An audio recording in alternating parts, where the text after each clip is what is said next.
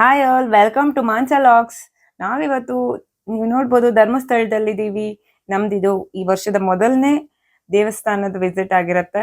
ನಾವು ಎಲ್ಲರೂ ಯೋಚನೆ ಮಾಡ್ತಾ ಇದ್ವಿ ಈ ದೇವಸ್ಥಾನದಿಂದನೇ ಈ ಸಲ ಟ್ರಿಪ್ ಸ್ಟಾರ್ಟ್ ಮಾಡಬೇಕು ಅಂತ. ಅದಕ್ಕೆ ನಾವು ಫಸ್ಟ್ ಅನ್ಕೊಂಡಿದ್ದೇನೆ, ಫಸ್ಟ್ ನಾವು ಮಂಜುನಾಥ ಸ್ವಾಮಿ ಶಿವಲಿಂಗನ ದರ್ಶನ ಮಾಡ್ಕೊಂಡ್ಬಿಡೋಣ ಅಂತ. ಇಲ್ಲಿ ನಾವು ರಾತ್ರಿನೇ ಬಂದು ರೀಚ್ ಆಗಿದ್ವಿ. ನಾವು ಆನ್ಲೈನ್ ಅಲ್ಲಿ ಬುಕ್ಕಿಂಗ್ ಕೂಡ ಮಾಡಿದ್ವಿ ಹೋಟೆಲ್ಸ್ ಇಂದು. ಅದು ದೇವಸ್ಥಾನದ್ದೇ ಹೋಟೆಲ್ಸ್ ಆಗಿರೋದ್ರಿಂದ ನಮ್ಗೆ ಜಾಸ್ತಿ ಎಕ್ಸ್ಪೆನ್ಸಸ್ ಇಲ್ಲ. ಸೊ ಹೋಟೆಲ್ ಎಲ್ಲ ಬಂದು ಸ್ಟೇ ಆಗೋಣ ಅಂತ ಹೊರಟಾಗನೆ ಲಾಸ್ಟ್ ಕ್ಲೋಸಿಂಗ್ ಇತ್ತು ಟೆಂಪಲ್ ಅಲ್ಲಿ. ಸೊ ಅಲ್ಲಿಗೆ ನಮ್ಗೆ ರಾತ್ರಿ ತುಂಬಾನೇ ಫಾಸ್ಟ್ ಆಗಿ ದರ್ಶನ ಕೂಡ ಸಿಕ್ತು. ಅದಾದ್ಮೇಲೆ ನಾವು ಬೆಳಗ್ಗೆ 5 ಗಂಟೆಗೆ ಎದ್ದು 7 ಗಂಟೆ ಅಷ್ಟೊತ್ತಿಗೆಲ್ಲ ರೆಡಿಯಾಗಿ ಬಂದು ಎಲ್ಲ ಕ್ಯೂವಲ್ಲಿ ನಿಂತ್ಕೊಂಡು ದರ್ಶನ ಮುಗಿಸ್ಕೊಂಡು ಬರೋ ಅಷ್ಟೊತ್ತಿಗೆ 11:30 ಆಗ್ಬಿಟ್ಟಿತ್ತು ನೋಡಿ. ಅದಾದ್ಮೇಲೆ ನಾವು ತಿಂಡಿ ಎಲ್ಲ ತಿನ್ಕೊಂಡು ಊಟ ಎಲ್ಲ ಮುಗಿಸ್ಕೊಂಡು ನಾವು ನೆಕ್ಸ್ಟ್ ಹೊರಟಿದ್ದೆ ಕುಕ್ಕೆ ಕಡೆಗೆ.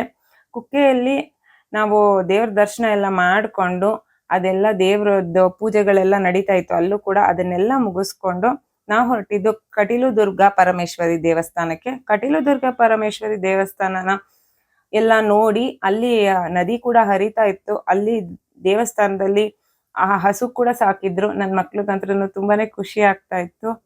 ನೀವು ನೋಡ್ಬೋದು, ಹಸು ಮತ್ತೆ ಕರು ಎರಡೂ ಇತ್ತಲ್ಲಿ.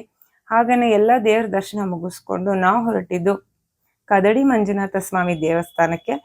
ಅದು ಧರ್ಮಸ್ಥಳದ ಮೂಲ ಮಂಜುನಾಥ ಸ್ವಾಮಿ ಅದೇ ಅಂತ ಅವ್ರು ಹೇಳ್ತಾ ಇದ್ರು. ಅಲ್ಲಿ 7 ತೀರ್ಥ ಕ್ಷೇತ್ರಗಳಿದೆ. ನೀವು ನೋಡ್ಬೋದಲ್ಲಿ.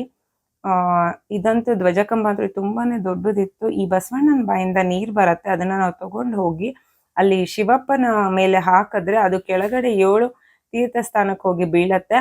ಅಲ್ಲಿ ನಾವು ಸ್ನಾನ ಮಾಡೋದ್ರಿಂದ ನಮ್ಮ ಪಾಪಗಳ ಪರಿಹಾರ ಆಗತ್ತೆ ಅನ್ನೋದು ಅಲ್ಲಿ ಜನರ ಪ್ರತೀತಿ. ಅದೆಲ್ಲ ಆದ್ಮೇಲೆ ನಾವು ದೇವಸ್ಥಾನನ ಸುತ್ತಲೂ ನೋಡಕ್ಕೆ ಚಿಕ್ಕ ಚಿಕ್ಕ ದೇವಸ್ಥಾನಗಳು, ನಾಗಪ್ಪ, ಆಮೇಲೆ ಲಿಂಗಪ್ಪಗಳು ಎಲ್ಲ ತುಂಬಾನೇ ಇದೆ. ಎಲ್ಲದನ್ನು ನೋಡಿದ್ಮೇಲೆ ನಾವು ನೋಡಿದ್ದು ಗಂಟೆ ಗಣಪತಿಗೆ ಹೋಗ್ತಾ ಇದೀವಿ. ಗಂಟೆ ಗಣಪತಿ ನೀವು ನೋಡ್ಬೋದು, ಗಂಟೆ ಗಣಪತಿ ಅಂತ ಹೆಸರಲ್ಲೇ ಇದೆ. ಫುಲ್ ಗಣಪತಿಗೆ ಆಗ ಮಹಾ ಪೂಜೆ ಕೂಡ ನಡೀತಾ ಇತ್ತು. ಅಲ್ಲೆಲ್ಲ ಗಂಟೆನೆ, ಹೆಂಗೆ ನೋಡಿದ್ರು ಗಂಟೆನೆ. ತುಂಬಾನೇ ಚೆನ್ನಾಗಿತ್ತು. ಅಲ್ಲೂ ಕೂಡ ಪ್ರಸಾದ ಮುಗಿಸ್ಕೊಂಡು ನಾವು ನಮ್ಮೂರ್ ಕಡೆ ಹೊರಟ್ವಿ. ತುಂಬಾನೇ ಚೆನ್ನಾಗಿತ್ತು ಗಣಪತಿದಂತ್ರು ಪ್ರಸಾದ. ಯಾರೇ ಹೋದ್ರು ಅದನ್ನ ಮಿಸ್ ಮಾಡ್ಕೋಬೇಡಿ.